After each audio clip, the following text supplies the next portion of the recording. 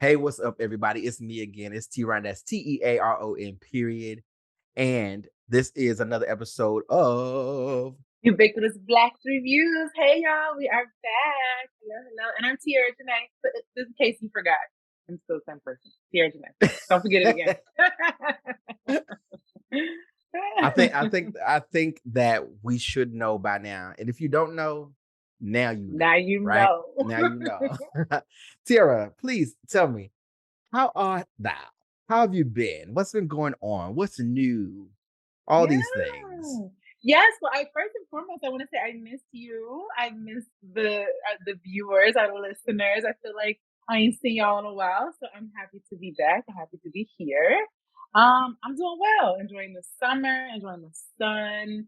Got to see Beyonce. Been doing some traveling, some island hopping. I've been doing the thing.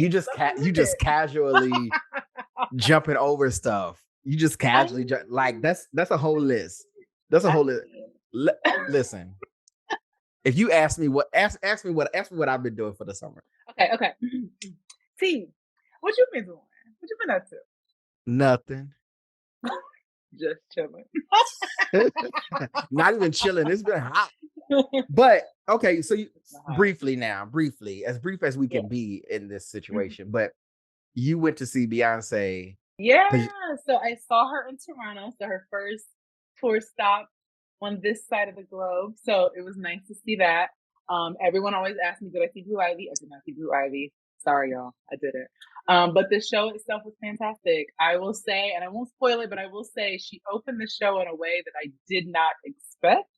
And it was very, it was legendary. The way she opened, I was like, all right, I see what you're doing here. So I was very pleased. The visuals that y'all been wanting for over a year, you're never getting those. They're coming in the form of a tour. So get over it. But she delivered. It was fantastic. I had a great time. But you say you didn't see Blue Ivy, like so that thing that they had in like Germany or whatever, where she came out and danced, that didn't happen at your show? Not at my show. It has happened in subsequent shows, but not at ours. No Blue Ivy that night. As for me, yes. In my house, it's Rent or Beyonce. That's real. Pick one. That's real. And I can't yet afford to see nobody on that level, which is why we need to do these reviews. Yes. And it was why y'all need to watch them. And go ahead, if you're watching, like, subscribe, comment, share, all the things. And I said this before, and I'm gonna say it again. If you know me personally, if you know Tiera, quit texting me about the show. Quit saying, "Oh, text me," and you say you watched it. Comment on this video and say, "I'm watching it." Like, we had an idea. We were like, okay, we're gonna watch X, Y, and Z, A, B, and C, right? We had a list. Things happen, life be life, and the list is we're still working at it, but at the same time, other stuff has come since we had the list. So, it's all over the place, but that's okay. You watched some things that I haven't seen, and I've watched some things that you haven't seen. So I thought we'd do something different here today. I want you to sell me on something that you've recently watched. Convince me with your review and your rating. Okay. Tell me about it. I'm going to ask you some questions. If I don't get it, I don't know something. And then I'll do the same, and then we'll figure it out. So this may be like a two-parter. We don't know yet, but we're going to find out. Yeah, so you're absolutely correct. Been watching things that were not on our list of things to watch, because that's how life goes, right? And particularly that's how Netflix goes.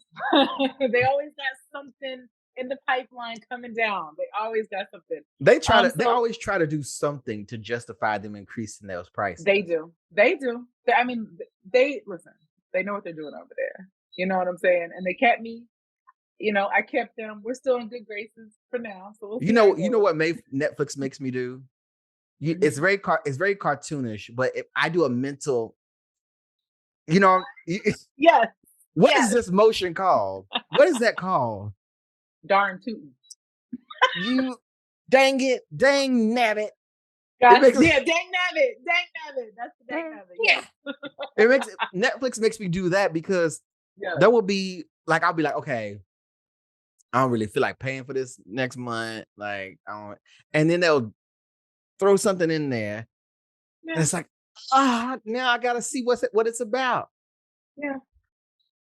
Y'all slick. And they know who to target. No, it's all good. They know who to target, and they certainly targeted my friend group, my girlfriends, and through that I was targeted because, of course, they were hitting me up about this new show that I didn't know anything about because, admittedly, I've been quite busy, so I haven't been looking at interviews and stuff online as much. And so, Survival of the Thickest, starring Michelle Buteau. Spent the last 5 years building a beautiful, successful life together. What are you doing home?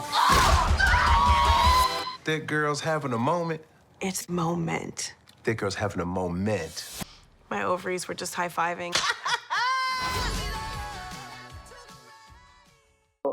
So a new show with Michelle on Netflix. I had no clue that this was out, but was excited. A lot of my friends were excited about it. So yeah, I took advantage of watching it. T, gotta be honest, I watched it for you because I knew you weren't going to watch it. And it's a T. What does that mean? What do you mean? No. You mean it's not my flavor? It's not for me, or it's not something that you're gonna sit there and I know you. You're not going to sit there and watch it. No. Why? So let's get into it. Okay. I'll tell you why. So it's starring Michelle Buteau, Tasha Smith, a person who you do like. You do like her quite a bit. I love Tasha Smith. Your girl's in it, Tasha. I hadn't seen her in a while, so it was nice to see her. And then another person who I hadn't seen in a while, but was very happy to see, Garcelle Beauvais. How you hadn't seen Garcelle? Isn't she a Real Housewife? Don't you watch that? She is a Real Housewife, but I told you I stopped watching Real Housewives. I've been refining the things that I've been viewing and consuming. Okay. But anyway, let me tell you about it. Okay. So 8 episodes, very quick. I love a quick watch.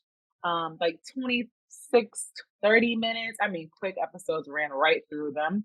As did most of my girlfriends and people who I know that watch it. They were like, we watched it within the weekend because it was just that kind of a show. But I would say if I were explaining this to someone like our viewers or like you, I would say this is like Insecure meets Ugly Betty. Okay.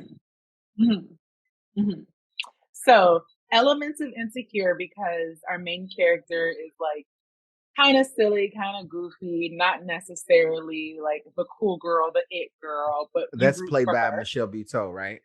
Absolutely. You got it. So was Michelle playing herself? Basically, yes. Okay. Her character's name is Mavis Beaumont. Michelle Buteau.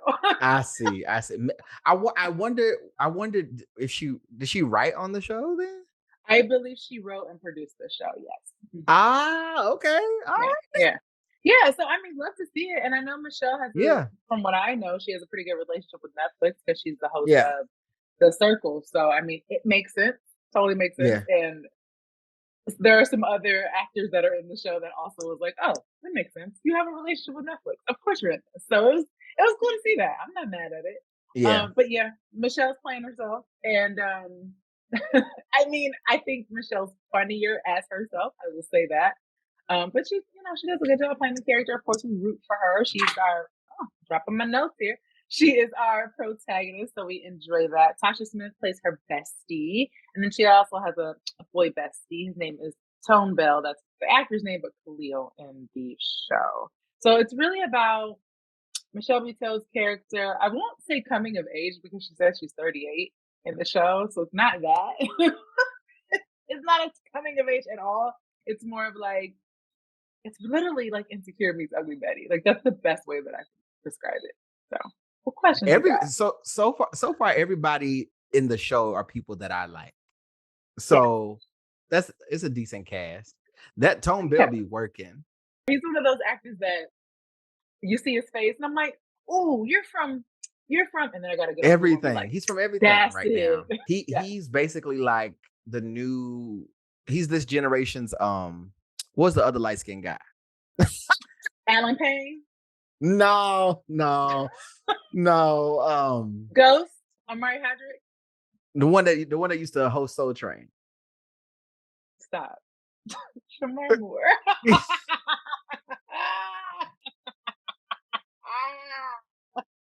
Come on, 90s heartthrob. Yes. Okay. Anyway, So go ahead. Yes, ask the question. Yes. I'm just because I know you're not gonna watch it. I'm just asking, like, in what world is Tasha Smith friends with Michelle Buteau?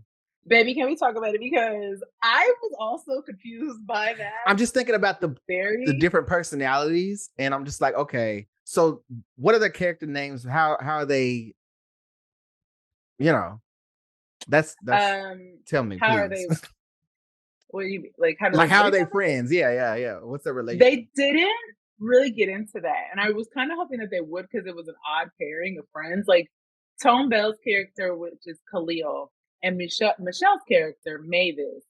That friendship made sense to me. Like they were very, very close, very platonic, brother sister kind of relationship. So it made sense to me. They didn't really get into how they met, but it worked. The Tasha Smith being the best friend was strange to me because, like you said, the personalities, it was just like, I don't know. They're both funny characters, but they didn't give me like they can be best friends, like they're best friends. Like it was strange. It was strange. And then also Tasha Smith's character was like, had her own storyline, and it was like she was unraveling or discovering her sexuality.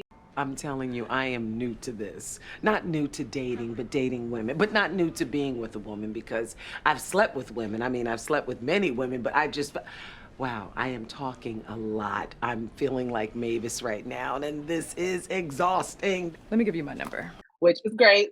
Hey, kudos. But it was just like a weird, like, it was like, why? It was a very heavy storyline, but they like just kind of glazed over it and like made light of it. So I didn't know why they put that in there if they were just kind of like glaze over it. So yeah, agreed. Odd pair. Strange pair. So do they work together, or they're friends outside of a professional They're friends setting? outside of work. So Michelle's character is Michelle's character is a stylist. So she's like an aspiring stylist, actually. So she's an assistant. And she that's the Ugly Betty part. Okay. And it's set in New York. She's kind of like, I don't want to get in trouble for using this word, but kind of frumpy, but she's a stylist. And like there were parts where I was like, wait, is she supposed to be fly? Or are y'all purposely making her not fly? You mean like the fashions? Yeah. So was her attitude like she was given it, or was her attitude like she's unawares that she thinks she's giving it, but she's like, it was just like, oh, I wear this every day. Like this is just my regular clothes. Like there were very few scenes where I was like, oh, fashion, give it to us, yes, moment. But like she's a stylist, so it like threw me off a little bit. It was just, I don't know. I don't know. Sometimes I see people that do hair whose hair ain't done. So whose hair ain't never done. Agreed. But I guess in the context of a sitcom, that's what we typically see. Like, what's the other Netflix show? Emily Goes to Paris, or Emily in Paris. The scene, like her wardrobe in every scene is very meticulously crafted and put together. It is no accident the way that she is like styled, and she's not even a stylist, but she's in Paris and she's a marketer and like she works for this market. You know what I'm saying? So it fit the character, and I just wish that they like dressed Michelle like she just was like how she normally dressed to me. But you know, whatever. Oh, I also want to say there were like 3 or 4 actors in this series who are also familiar to those of us who watch Drag Race. So that made me laugh because I was like, is RuPaul a producer? Because about 3 or 4 of these people are also on Drag Race, including Peppermint, who used to be a contestant on Drag Race. She's one of the queens, one of the Drag Race judges, and actually 2 Drag Race judges were on this show. So I kind of thought that was funny. I enjoyed seeing them outside of the Drag Race. I don't know any of them. You know Nicole Byer. I do know Nicole Byer. Yeah, she's also often a guest judge on Drag Race. Fun fact. I do know Nicole Byer. Michelle Visage. You probably don't. It's okay. I don't know who that is. It's okay. It's okay. Those of y'all who watch Drag Race, you know exactly who that is. And then, like I said, Peppermint, one of the queens. Drag Race. Survival of the Thickest. And the title, I don't even know what it gives. I don't even know what it gives me. Like, yeah. So is this like, I was thinking, okay, it's gonna be about like a big girl who is trying to find love. Is that the story, or is it something else? Yes and no. So she has love, loses love. And this is not a spoiler because I feel like we'll show this in one of our clips here, but it's not a spoiler. She is cheated on by her boyfriend. Think about what you're doing before you do. Don't go off Jersey. Oh, don't hurt him! What? Get off of me! Get off of me! And so after her being cheated on, she ends up having to move, and there's like her story of like rebuilding and like leveling up. So there are some themes throughout the story that I really appreciated. I will say I was a little irritated and ticked off at like us being not even 10 minutes into the first episode and she's already getting cheated on by her boyfriend with a thinner woman. Because how many times have we already seen that storyline? We've seen that so many times. And you know what people say, you know, like someone cheats on Halle Berry, they're like, oh my God, how'd that man cheat on Halle Berry? But if someone cheats on someone like me, a thick girl with problem areas, they're like, oh yeah, I get it. You know everyone talks about it, Khalil. That's what they say. They're like, he's the hot photographer, and I'm just lucky to be with him. Okay. Honestly, after I watched that first episode, I texted my homegirl. I was like, I don't know how I feel about this. She was like, just keep watching. I'm like, yeah, but we've seen this before. She's like, no, it gets better. So I will say I was a little turned off, but I kept going. So. And then what did that lead to? Where did that take us? It took us to her finding a new job, getting a new boss, her having a relationship with that boss, but then having to not give up on her dream, but maybe pivot a little bit because she didn't want to work for this kind of boss and have this type of situation. So that she ends up meeting a couple of guys and having some experiences with them, and then has to kind of like follow your heart and like choose your own journey. It's very that.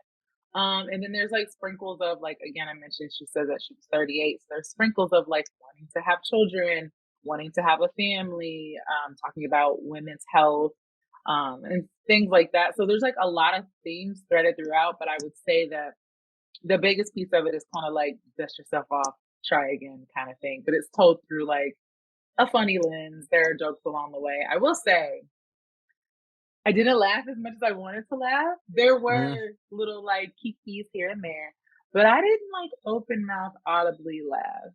And that disappointed me. You chuckled. I chuckled. I had a little like, you know. But not like a full on hee hee how. That didn't happen. You did what? How did you laugh?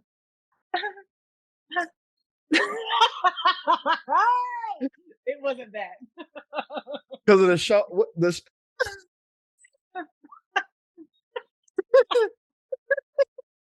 Oh gosh. Oh gosh. What were one of like the key moments? Like was there any particular thing in the show that you overly enjoyed or overly didn't enjoy? I enjoyed seeing Garcelle Beauvais because she's gorgeous and she's an OG baddie and she will always be a baddie. And it was just nice to see her. Yeah, no. So far, you are not selling me on this show. I know. I'm like, I gave you an all-star cast, a great cast. I would say it's like lighthearted, so it's definitely a show you can watch. You know how we do. We watch while we do stuff. It's very that. And you root for the main character. It's one of those like the character's good. She's a good person. She's just trying to live her life. So I appreciated that, but I wouldn't say there was anything that just like super stood out to me. No, I mean, again, there were little giggles along the way. I'm not gonna do it again, but I got you along the way. But yeah, I mean, it was fine. I got you. It was fine. Yeah. So, what would you rate the show overall. I know you said your girlfriends really liked it. Are you upset at them for wasting your time? It sounds like. I mean, did you message them back and say, "Hey, look now, don't ever recommend me"? You know what's funny, and I'm gonna get to that. I'm gonna get right to that. What's funny is I recently had a conversation with the same group of friends about a recommendation. The recommendation was P Valley. I'm not sure if you're familiar with P Valley, but you know, they were like, "Oh, watch P Valley. It's so good." Baby, I said, don't y'all ever waste my time. Ever again. I watched like 2 episodes and I said, are y'all serious? I said, are y'all serious? And it was like, I mean, it's not really that good. And I'm like, but that's not what y'all said. So no, to answer your question, I did not go as hard as I went about P Valley on this because it was cute. It was fine. It's enjoyable. Everyone on the cast is enjoyable. But yeah, it was fine. It was cute. And like, again, it was 8 episodes and they're like 20 minutes. That's my type of time. It's fine. So you didn't feel like your time was wasted because it was digestible content? No, absolutely not. And then also, I like Michelle Buteau. Like I didn't love this, but I really, really like her and enjoy her. And I'm more excited to see someone like her getting a check. I love that. What is the rating for Survival of the Thickest? How would you grade it? Baby, I'm gonna have to give it to Kevin Hart. Right in the middle. Not good, not bad. Just fine. Just fine. Enjoyable. Yes. Not the laugh. Not the laugh. So to take it back to the top of the conversation when you first said, I don't think you would enjoy this. Let me say this. You did not sell me on this at all. And I think you saved me time. You may have gained me time by letting me know that it's a Kevin Hart. Maybe one day when I'm like polishing furniture, I'll turn it on. Yes, that's it. Yes. So you think? Okay. Yeah, or like, wiping down window blinds. Whenever you do that, just cut it off. Yeah. Or cleaning the ceiling fans. I definitely got to do that. Yeah, then maybe, okay. Any other questions? I don't have too many. Is there anything else you want to add to that? I think Michelle Buteau is very beautiful, and I do enjoy her overall. But yeah, it sounds to me like this may have a certain audience which is fine. It's probably more niche, but I don't know. We'll see. I'll get around to it. See. I just want to say, Michelle, I think you're beautiful. I think you're hilarious. You are my Leo sister. I found that out on Instagram that you are too a Leo. So hey, girl, hey, love to see you. Keep the comedy, all the things. Keep it coming. We love it, and keep that contract with Netflix, girl. Tiera, let the people know where they can find you, where they can look you up, all those good things.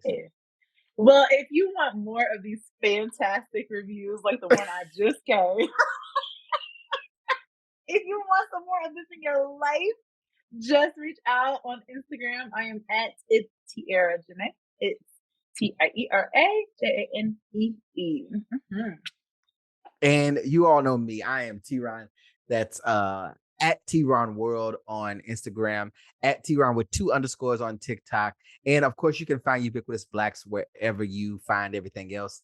You can email us, ubiquitousblacks@gmail.com. Questions, comments, concerns, sharing love. You can email us, or you can leave a comment on the YouTube video. Yes. If you're watching this. If you're listening to this as a podcast medium, definitely go ahead and leave a 5-star rating and a review on the podcast. And we're going to work our way up to getting enough reviews and comments that we'll do like a show based around that. That's what I want to get to. I want to get to reading a series of comments and a series of emails and giving you all some direct feedback. I would like that. Ooh, let's do that. I'm into that. Yeah. So let us know what's up. Did I miss anything? I don't think so. I don't think so. We got some more coming. I think we're gonna make this a two-parter. So for now, peace out.